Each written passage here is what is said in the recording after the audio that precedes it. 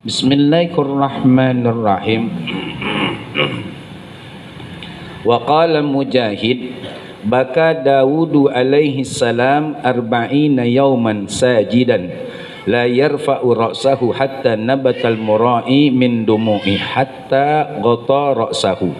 Hadirin wal hadirat, bapak, ibu, remaja rahimakumullah. Kita masih membahas kitab Syarah Irsyadul Ibad ila Sabilir Rasyad karangan Syekh Zainuddin bin Abdul Aziz bin Zainuddin Al-Maliyabari, masih dalam pembahasan khatimatun fil khaufi, penutup tentang bab takut kepada Allah Subhanahu wa taala. Yang belum niat iktikaf, tolong niat iktikaf di dalam hati dengan ucapan Bismillahirrahmanirrahim. Aku niat iktikaf selama berada di masjid ini sunnah karena Allah Ta'ala. Lalu dilanjutkan dengan niat nuntut ilmu juga dalam hati dengan mengucapkan Bismillahirrahmanirrahim. Aku niat nuntut ilmu malam hari ini karena Allah Ta'ala. Semoga Allah berikan ilmu yang mudah, berkah, manfaat buat kita dunia akhirat. Amin ya rabbal alamin. Kita lanjutkan Bismillahirrahmanirrahim. Wa qala Mujahid, berkata Imam Mujahid, baka Dawudu alaihi salam arba'ina yawman sajidan. Menangis Nabi Daud alaihi salam selama 40 hari dalam keadaan sujud. La yarfa'u ra'sahu, beliau tidak mengangkat kepala beliau selama 40 hari dalam keadaan menangis, hatta nabatal mura'i min dumu'i, sampai tumbuh rumput-rumput dari banyaknya air mata yang keluar dari dua belah mata beliau, hatta ghata ra'sahu, sampai-sampai itu rumput menutupi kepala beliau. Hadirin jamaah wal hadirat rahimakumullah, Nabi Daud alaihi salam adalah generasi ke-12 dari Nabi Ibrahim alaihi salam lewat jalur Nabi Ishak. Beliau adalah ayah daripada Nabi Sulaiman alaihi salam. Beliau diberikan keistimewaan oleh Allah Subhanahu wa taala dengan suara yang indah, suara yang merdu. Maka ketika beliau mendendangkan isi kitab Zabur, itu orang yang sakit jadi sembuh. Burung, jin, manusia berkumpul. Gunung merapat untuk ikut bertasbih. Dan beliau kelebihan yang lain yang Allah berikan pastinya, kalau menyentuh besi, besi langsung lunak. Enggak perlu dipanasin, enggak perlu digetok. Dan ini Nabi Daud alaihi salam, beliau punya 99 orang istri. 99 orang istri. Biasa aja yang laki-laki, jangan terpengaruh. 99 orang istri. Sekali waktu beliau ingin menyempurnakan jumlah istrinya menjadi 100. Kebetulan ada seorang petani yang punya istri dan agak menarik. Ini bahasa sejarah aja ya, jangan disalah fahami, karena seluruh nabi dan rasul maksum. Ini jangan salah faham nih. Maksum, terlindungi, terjaga dari perbuatan dosa. Ya. Lalu beliau berniat untuk memperistri. Kata petani tersebut, wahai tuan, kan tuan udah punya istri 99, ngapa nambahin lagi? Saya pengen sempurnain jadi 100. Hal ini tidak disetujui oleh Allah. Lalu Allah mengutus 2 malaikat. Satu malaikat punya 99 kambing, yang satu punya 1 kambing. Terjadi perselisihan. Kata yang satu punya kambing, ini punya kambing 1. Wahai Nabi Daud, tolong pecahkan permasalahan kami. Emang kenapa, kata Nabi Daud? Ini dia punya 99 kambing. Kambing saya atok masih mau diambil juga sama dia. Kan saya cuma dia udah 99 gitu. Kata Nabi Daud alaihissalam, ente yang 99 punya kambing salah, ente mau ngambil punya dia, keliru. Maka diberikan hukuman oleh Nabi Daud alaihissalam, karena Nabi Daud di samping Nabi, beliau juga adalah seorang hakim. Dan saat itu beliau tersadar, lalu insaf, taubat kepada Allah Subhanahu wa taala. Larinya ke sini. Larinya ke sini, ya. Kenapa beliau di sini menangis selama 40 tahun? Karena kekhilafan tersebut. Ini sekali lagi bahasa sejarah, jangan disamakan dengan manusia biasa. Karena memang Nabi dan Rasul 124.000 Nabi, 313 Rasul, seluruhnya maksum, terlindungi, terjaga dari perbuatan dosa.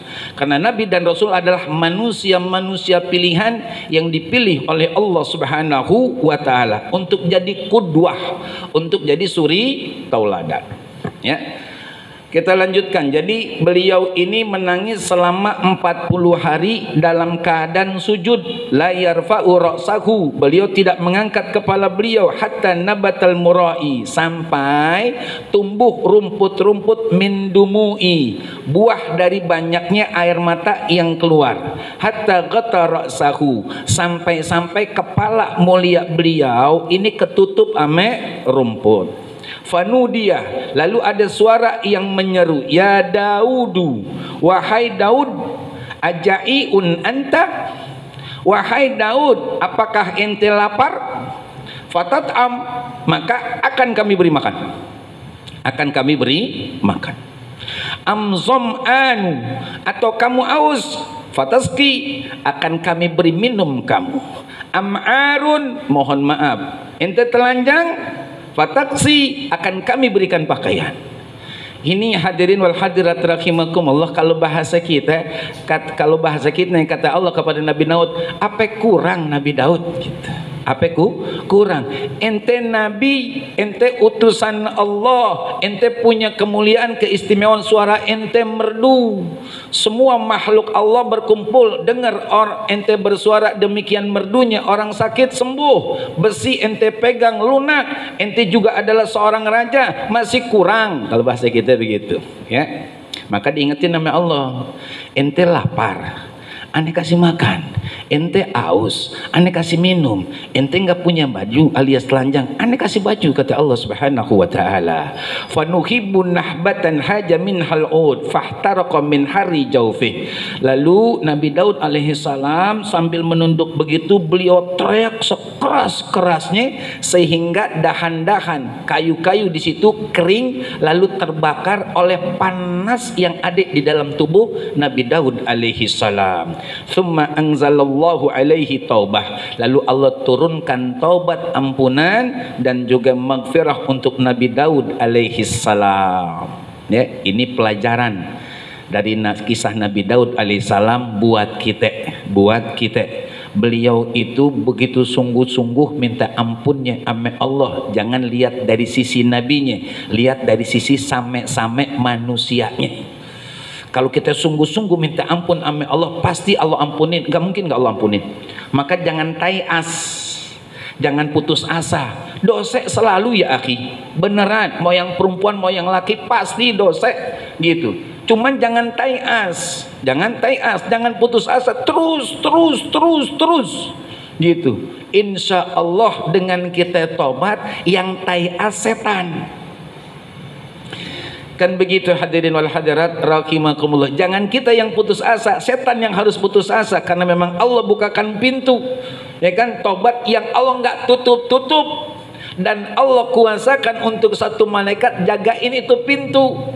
Kalau pintu surga yang lainnya ditutup, dibuka, tapi kalau judul pintu taubat selalu dibuka oleh Allah Subhanahu. Tinggal bergantung kitanya, mau apa kagak, mau apa kagak. Ya. Kita lanjutkan. Faqala, lalu kata Nabi Daud alaihissalam, ya Rabb, ya Allah, ij'al khati'ati fi kaffi. Tolong jadikan, saya merinding, tolong jadikan kesalahan-kesalahan aku di tapak tanganku. Di tapak tanganku. Fasarat khati'atuhu fi kaffih. Maka nampaklah tertulis kesalahan-kesalahan Nabi Daud alaihissalam di tapak tangan mulia beliau. maktubatan tertulis. Fakana la yabsutu kafuhu li ta'amin wala li syarabin wala li ghairi illa ra'aha fa abkathu. Tidaklah beliau semenjak saat itu, semenjak Allah tuliskan kesalahan-kesalahan beliau di tapak tangan beliau, tidaklah beliau bentangkan itu tapak tangan beliau untuk makan, untuk minum dan kebutuhan yang lain, kecuali pasti beliau lihat kesalahannya lalu beliau nangis. Ini hadirin wal hadirat rahimakumullah, menunjukkan, mengajarkan kepada kita umat Islam, tolong jangan lupain dosa. Jangan lupain dosa. Sebab lupa ame dosa, bebas kita bergerak lagi. Tapi dengan diingetin dosa dan selalu kita ingat dosa, jadi kita malu, kita takut, udah banyak banget dosa kita gitu. Kan yang ada begini nih hadirin jamaah rahimakumullah, orang kalau ibadah dihitung. Ane tadi udah sholat, ane udah sholat, kemarin ane udah puasa, tadi pagi ane udah baca Quran, tadi ane udah sedekah, udah dah. Itu judul nih, orang melakukan kebaikan, dihitung, diingat. Padahal belum tentu apapun yang kita lakukan dari kebaikan diterima oleh Allah, dan kita pun nggak tahu diterima apa yang ditolak oleh Allah. Kan begitu kata baginda Rasul, ya kan, alamatus saqawati arba'ah nisyanud dzunub al-madiyah fahiya indallahi mahfuzah wa dzikrul hasanatil madiyah la yadri akubilat amruddat. Baginda Nabi besar Muhammad sallallahu alaihi wasallam bersabda, tanda-tanda orang celaka 4. 2 diantaranya adalah nisyanud dzunub, ngelupain dosa. Nih yang kesalahan besar kita. Makanya baginda Nabi besar Muhammad sallallahu alaihi wasallam taubat kepada Allah itu 100 kali dalam satu hari, di dalam satu riwayat. Lali tahdidi, mohon maaf, lali tahdidi bal takfiri. Hal tersebut, kalimat mi'ah tersebut, kalimat 100 tersebut bukan untuk judul pembatasan 100, tapi litakfiri, untuk menunjukkan jumlah yang banyak. Jadi baginda Rasul istighfar taubat tuh dalam satu riwayat 100 kali. Itu kata keterangan mengatakan bukan untuk pembatasan, oh 100 Rasulullah istighfar taubatnya, bukan, tapi litakfiri, untuk menunjukkan jumlah yang banyak, jumlah yang banyak. Jadi baginda Rasul saja sampai seperti itu, lah bagaimana kita? Bagaimana kita? Ya, maka jangan lupain wa dzikrul hasanatil madiyah la yadri akubilat amruddat. Nyebut-nyebut kebaikan yang lalu, kita sendiri nggak tahu diterima apa yang ditolak, tapi kesannya, kelihatannya yang nampak oleh kita seakan-akan diterima sama Allah. Itu yang repot tuh, itu yang repot, keliru kalau begitu. Jangan, ya mohon maaf, jangan tumbuhkan keyakinan pasti diterima, usaha terus. Makanya kata baginda Rasul, orang tuh mestinya jangan pernah cukup puas, terus begitu. Makin kesono makin banyak makin bagus, jangan makin kesono makin kurang makin jauh ame Allah. Kan kesononya kita kuburan, nggak mundur lagi, kita maju terus. Nggak ada orang yang jalan mundur, ayo dah, nggak ada. Semua kita maju, suka nggak suka kita deketin kuburan udah. Maka kata Imam Hasan Al-Basri begitu, ya ayuhan nas innama anta ayyamun kullama dhahaba yaumun dhahaba ba'duk. Wahai sekalian manusia, kalian adalah kumpulan hari-hari. Bila satu hari pergi dari kalian, maka pergi pula sebagian dari diri kalian. Umur kita 50 hari tinggal, misal, mudah-mudahan panjang umur ya Rabb untuk ibadah. 50 hari, ini hari Ahad selesai, tinggal berapa? 49. Besok Senin selesai 48, Senin selesai, Selasa tinggal 47. Mau ngapain dah? Ayo, kalau mau ngapain dah? Perbaikin terus, istighfar jangan berhenti, taubat sungguh-sungguh, ibadah bagusin, maaf, mulut jaga, mata tutup, telinga sumpel, terus. Ini kadang-kadang rajin ngaji, rajin juga dosanya. Siapa itu? Ya, siapa ya? Kita lanjutkan lagi. Jadi beliau begitu. Wala li ghairihi illa ra'aha fa abkathu. Ya kan? Jadi setiap beliau membentangkan, membuka tapak tangan beliau, pasti beliau melihat kesalahan-kesalahan beliau, lalu beliau menangis. Kita pun sebenarnya kan maaf ya, kita kan dikasih juga sama Allah daya ingat gitu. Cuman yang kita ingat kadang-kadang yang nggak begitu penting, yang penting kita lupa ya. Kita lanjutkan. Qala wa kana yu'ta bil qadahi thulutsaku ma'an fa idza tanawaluhu absaru khati'atihi fama yad'ahu ala saftihi hatta yufidhal qadah min dumu'i. Kemudian adalah Nabi Daud alaihi salam diberikan qadah. Qadah itu seperti tempat minum, ya, yang berisi 2/3 air. Ketika beliau ingin mengkonsumsinya, ketika beliau ingin meminumnya, maka beliau melihat kesalahan-kesalahan beliau, ya, dan tidaklah beliau meletakkan pinggiran tempat minum tersebut ke bibir mulia beliau, kemudian pecahlah itu tempat minum dari banyaknya air mata yang keluar. Subhanallah, ya. Contohnya ya, kita seukuran kita lah, ittaqullaha mastata'tum, bertakwalah kepada Allah Subhanahu wa taala sesuai dengan takaran kemampuan kita. Cuman jangan kita lepas, udah punya dikit kita lepas, jangan pegangin. Itu modal kita untuk deket sama Allah gitu maksudnya, ya. Emang kita mampunya begitu, ya udah, itu yang kita pegangin gitu. Jangan udah dikit dilepas, enggak punya jadinya, enggak punya. Ya, harus punya, kita harus punya. Sebab orang yang apa namanya ya, aman di dunia, dia pasti takut besok di akhirat. Pasti takut dia. Emang apa? Orang kalau aman di dunia seakan-akan dibersih dari dosa, kan gitu ceritanya. Maka besok di akhirat ditakut, karena saat itulah Allah tunjukkan, Allah nampakkan, Allah perlihatkan macam-macam kesalahannya plus juga siksaan yang akan dirasakan. Tapi kalau dari sekarang udah ngebayangkan, sebenarnya kita bisa ngebayang apa, syukron, ngebayang dosa-dosa kita, ngebayang siksaannya gitu.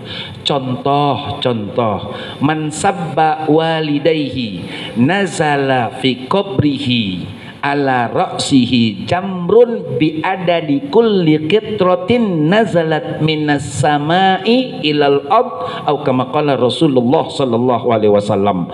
Barang siapa dari anak, mau anak laki ke, mau anak perempuan ke, yang mencaci maki, yang menyakiti, yang mendurhakai orang tuanya sampai mati, di belum istighfar, belum tobat, belum dapat redha orang tuanya, maka di dalam kuburnya Allah akan berikan itu bare-bare api neraka dari langit di atas palanya sebanyak embun yang turun. Ngebayang dah kita tuh. Itu maksud saya tuh ngebayang begitu, taruh dah bare. Kan kadang-kadang ada bare tuh yang bulat-bulat tuh, ya kan? Atau bare kita apa namanya, arang bakar sate tuh keluar tuh, barenya tuh bare, taruh di sini di ubun-ubun dah. Atau aja jangan banyak-banyak. Kira-kira kita bisa masih bersiul nggak? Enggak ya? Sangit kata Bang Rahmat, paling sangit ya.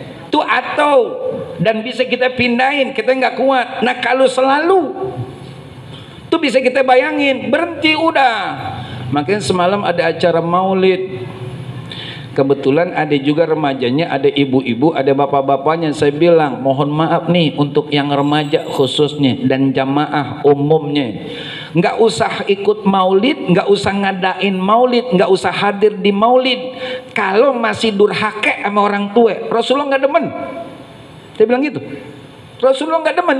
Ente mau ngapain baca hadrah, baca rawi, simtudorot dan seterusnya. Bukan entunya yang salah, entenya. Ente sering ke majelis, namanya majelis anu, majelis anu, majelis anu, tapi orang tua ente nggak hormatin, orang tua ente sakitin, Allah nggak reda, Rasulullah nggak suka, titik. Nih hadirin, ya, tolongin. Jadi kita bisa ngebayangin tuh, makanya di sini jangan merasa aman. Orang yang merasa aman di sini, mohon maaf, tanda-tanda celaka besok di akhirat, tanda-tanda celaka. Jangan ya. Siapapun kita bisa mati tiba-tiba kok. Emang nanti begitu, al mautu baghtatan. Kematian itu datangnya tiba-tiba, nggak pernah di WA kita. Assalamualaikum, waalaikumsalam. Gitu. Ada status, ya kan? 10 menit lagi nih, kata malaikat Israel, Anda datang. OTW. Udah kita langsung ambil wudhu pastinya. Ambil wudhu, oh benar banget dah wudhunya dah. Bukan sekedar bahasa wudhu, benar banget semuanya dah. Subhanallah, benar-benar dah kita wudhunya, ya kan? Bening banget kelihatannya kita. Itu kalau dikasih tahu 10 menit ke depan bakalan meninggal. Nah sekarang kan kita nggak tahu. Cuman kita tahu mati itu pasti. Lalu bagaimana dah? Al-mautu baghtatan. Kematian itu datangnya tiba-tiba. Kita lanjutkan. Wa qala Abdullah bin Amr, berkata Abdullah bin Amr, kana Yahya bin Zakaria alaihi wassalam, adalah Nabi Zakaria, ya kan, alaihi wassalam, Nabi Yahya putra Nabi Zakaria, ya kan. Beliau ini dua-duanya diangkat oleh Allah menjadi nabi dan rasul. Dan di zaman Nabi Yahya bin Zakaria ada seorang raja yang kepengen nikahin anak tirinya. Ya kan? Dan dia berkata nih raja nih, siapapun yang menghalangi saya untuk keinginan saya tersebut, saya bunuh. Nabi Yahya beserta ayahnya mencegah itu. Akhirnya Nabi Yahya dibunuh oleh raja zolim tersebut, mohon maaf, dengan digorok lehernya. Emang begitu konsekuensi jihad, begitu kan, begitu kan. Kuntum khairu ummatin ukhrijat linnas ta'muruna bil ma'ruf wa tanhauna 'anil munkar.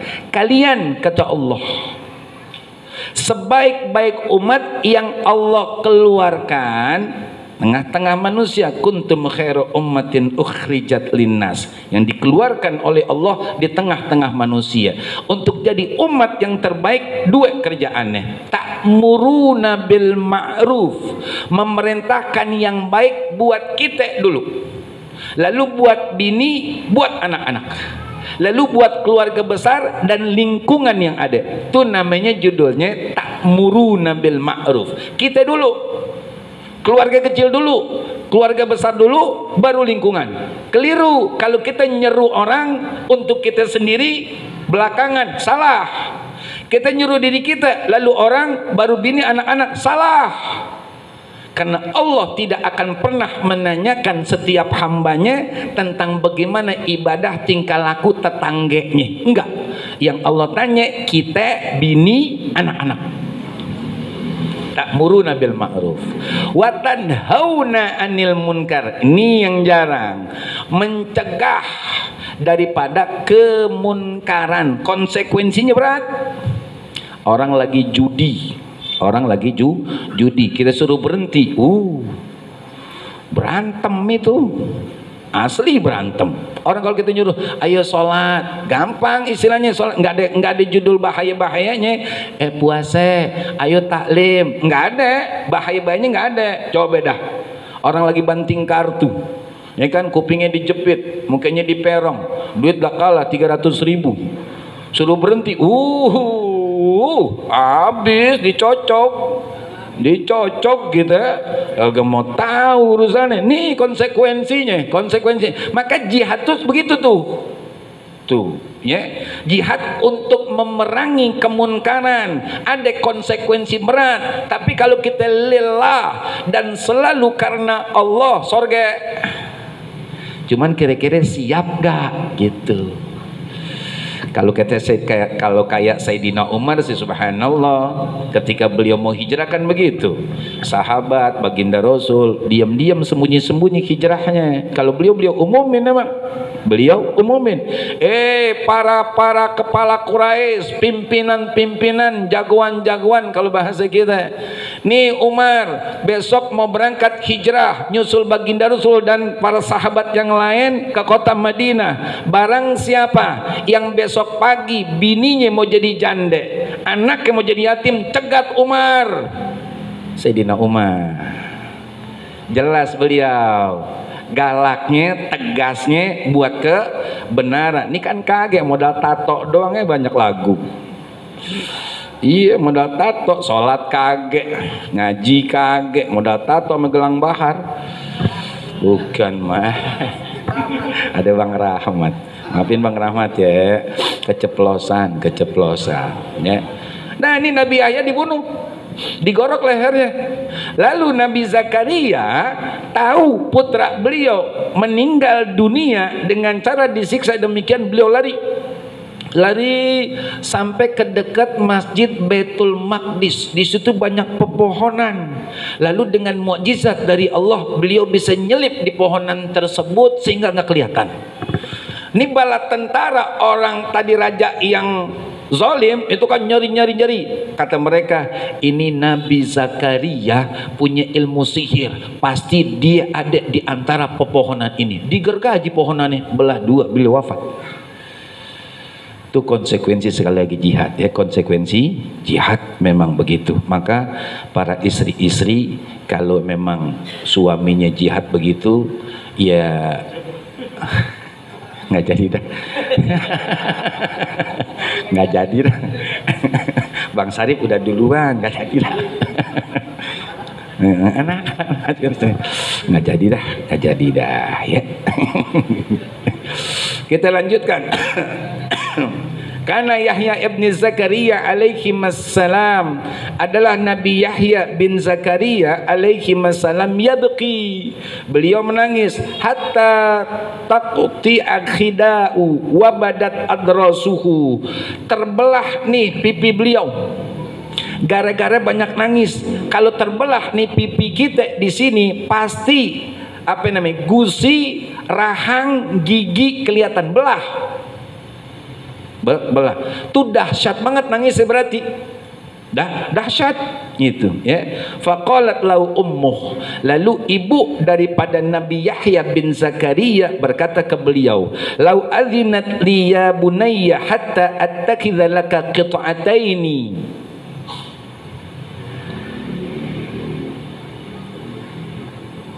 Labaudin tawara bihima adrasuka anin nazirin. Kata ibunya, wahai anakku, kalau engkau izinkan aku, akan aku tutup ini wajahmu yang terbelah lalu kelihatan giginya dengan 2 potong kain dari bulu.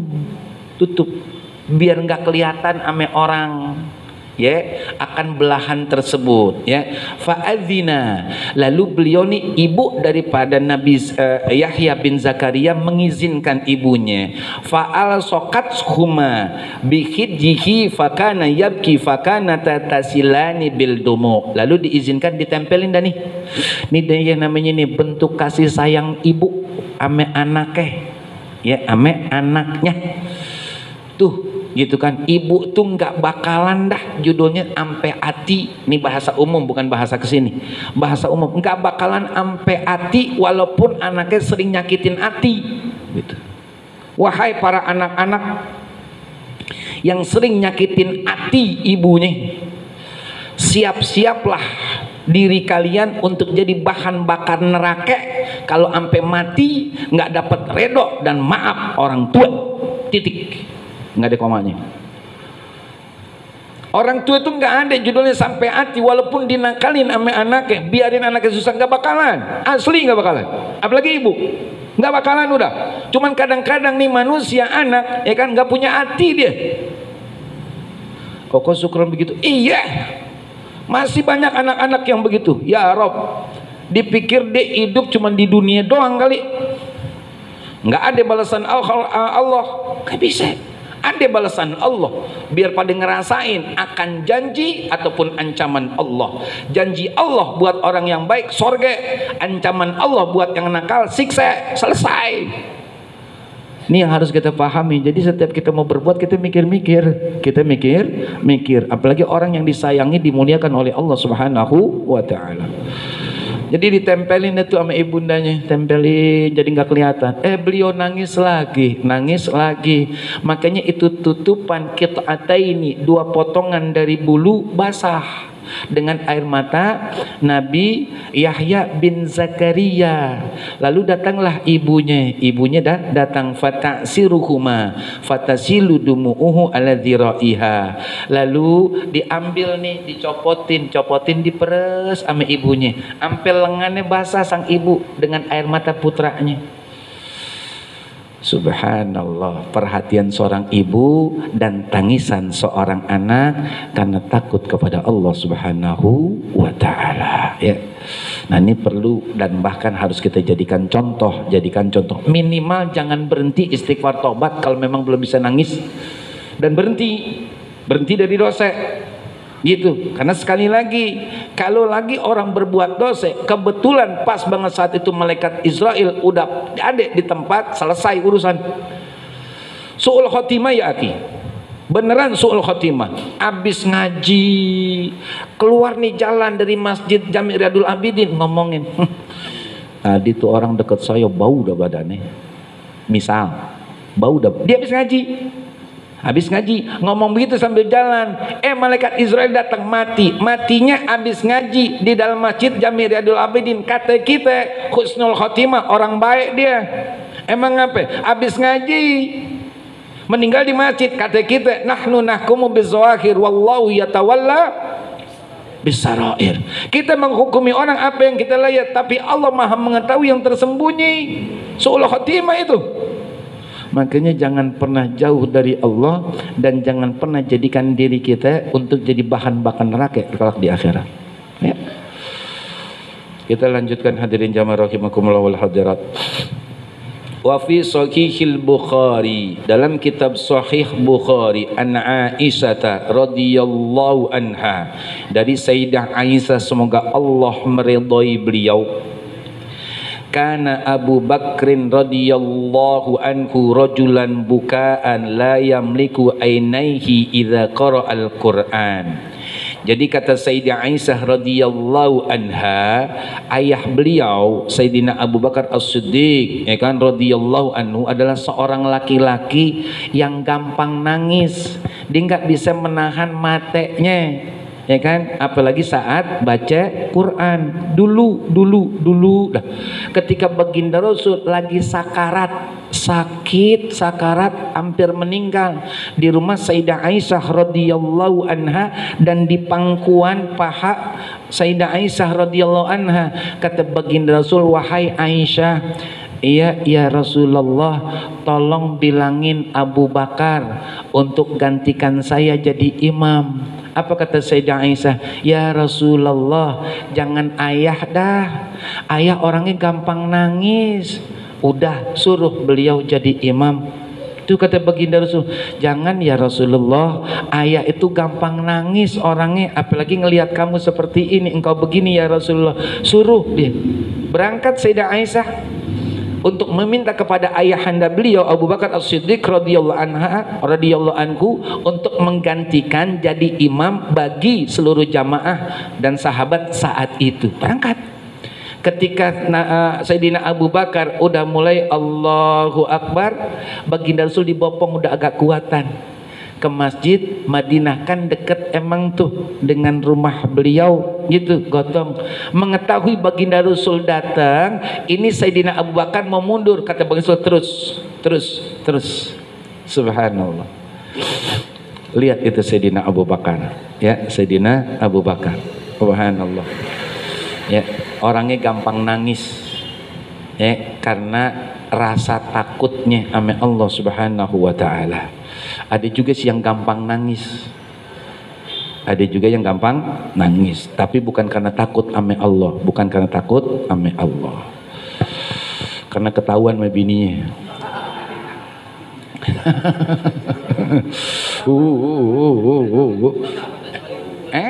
Jangan pakai dibuka. Enggak buka, cuman ngomong doang Bang Rahmat. Iya, dia ketahuan sama bininya, dia mau pulang, bininya kunciin, dia mau yang ke sono. Udah malam, akhirnya di musola dia nangis, tadi nangis. Kita lanjutkan. Wa qala Abdullah, ya Allah Rabbi. Wa qala Abdullah bin Isa, berkata Sayyidina Abdullah ibn Isa, kana fi wajhi Umar ibn Khattab radhiyallahu anhu khutanun aswadan minal buqa. Jadi kata Abdullah ibn Isa, adalah di wajah Sayyidina Umar ibn Khattab radhiyallahu anhu khutanun aswadan, dua garis hitam di wajah beliau, minal buka, dari bekas nangis. Sini nih, bebekas. Dan beliau, kata istri beliau, ya kan, semenjak beliau masuk Islam itu setiap malam nggak berhenti nangis, dan beliau dikit tidur. Kata bininya, kalau bahasa kita, bang tidur apa dah bang, udah apa bang, jangan nangis mulu. Tuh bini kalau laki lagi begitu temenin, ini ditinggal menin.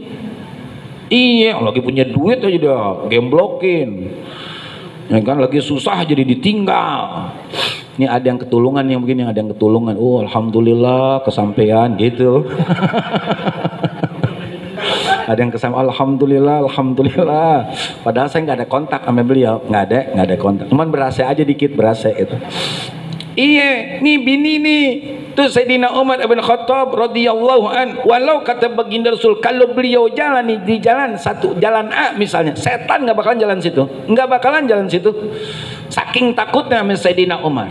Tapi ketika beliau mengingat dosanya setiap malam, kata istri beliau, udah bang berhenti apa bang nangis bang, udah dah bang berhenti, udah tidur dah bang. Apa kata beliau, ya kan, aku teringat dosa-dosa, maaf, cuman bahasa sejarah nih, terkhusus ketika ingat putri beliau kubur hidup-hidup.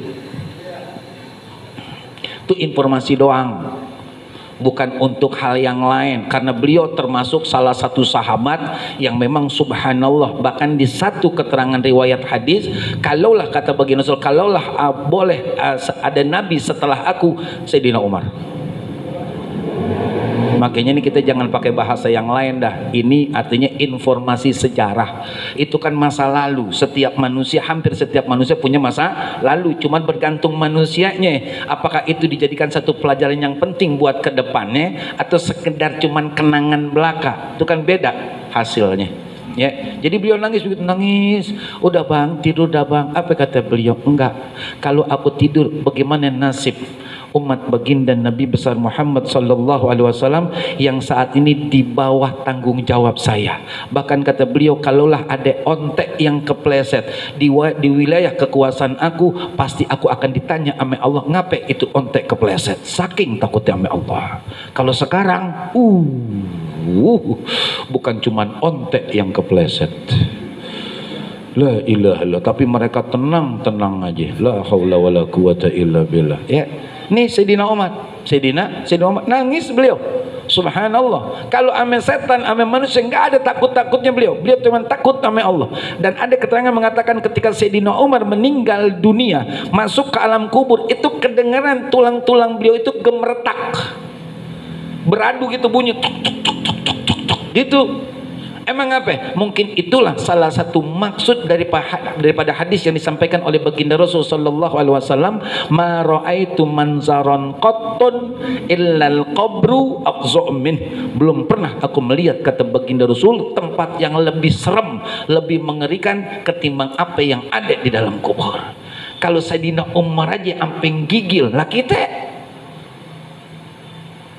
kan beraninya sama yang salah. Ya kan, berani sama bini, ya bu. Laki-laki kan beraninya sama bini, bukan main.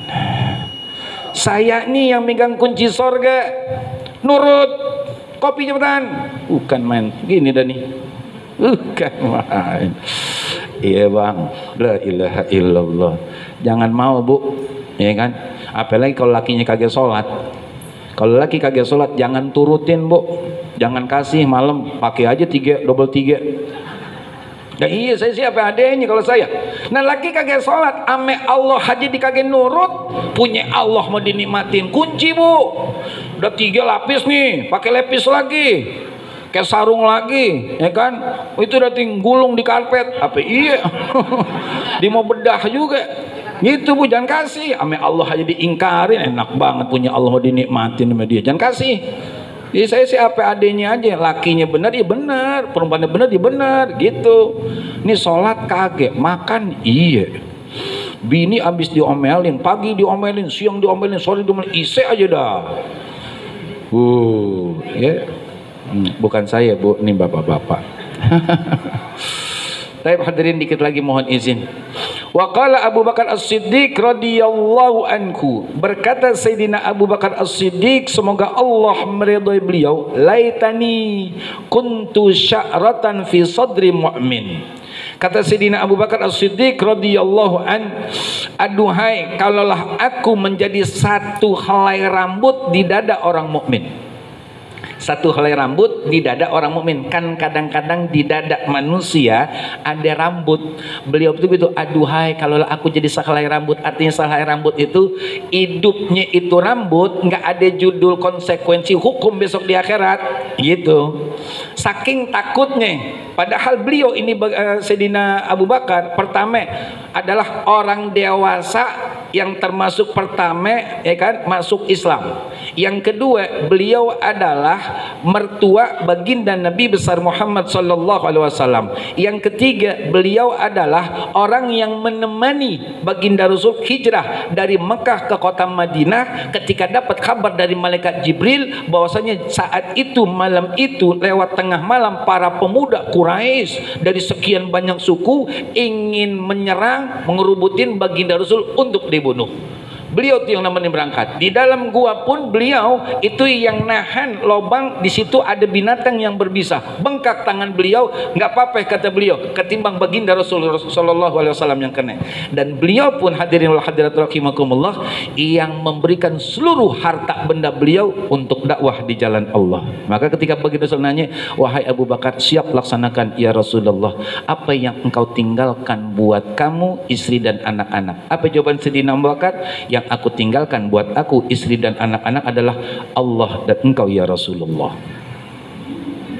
Masih takut dengan mengatakan laitani kuntu sa'ratan fi sadril mu'min. Aduhai kalau aku jadi satu helai rambut di dada orang mukmin. Saking takutnya hukuman Allah.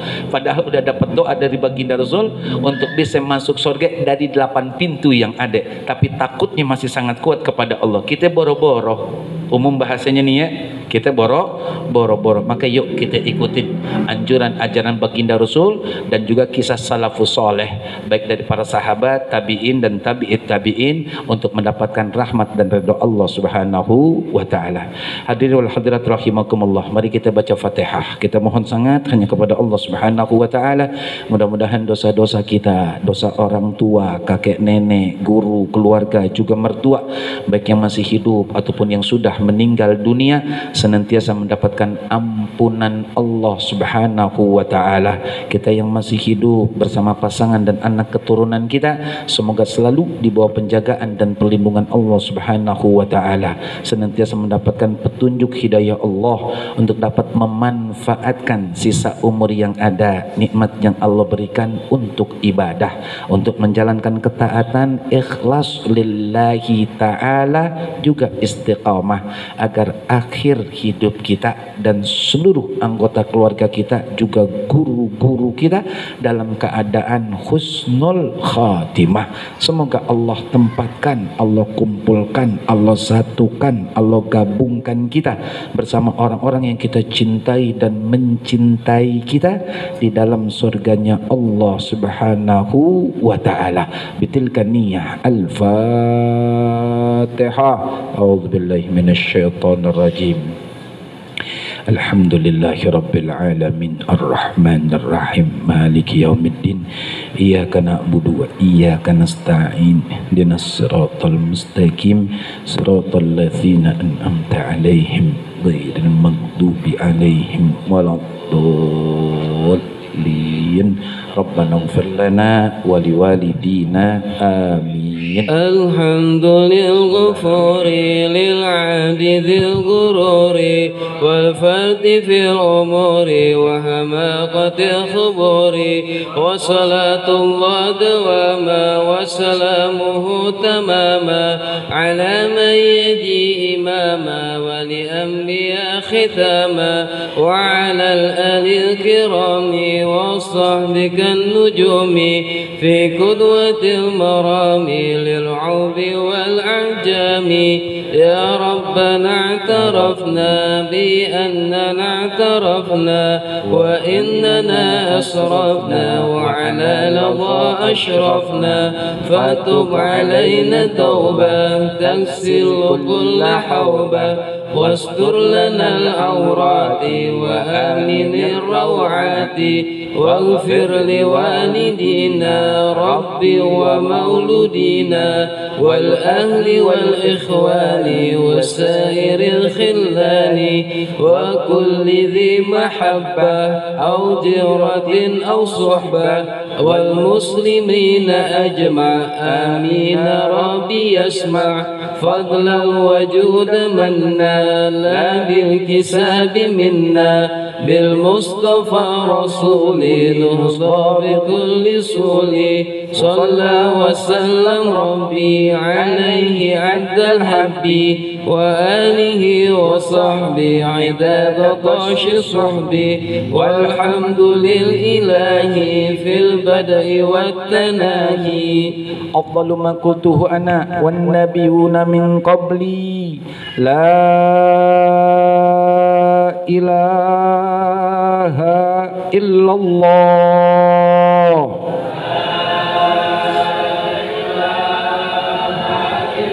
لا إله إلا الله لا إله إلا الله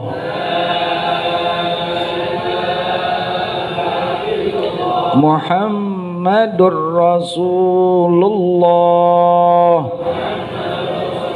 صلى الله عليه وسلم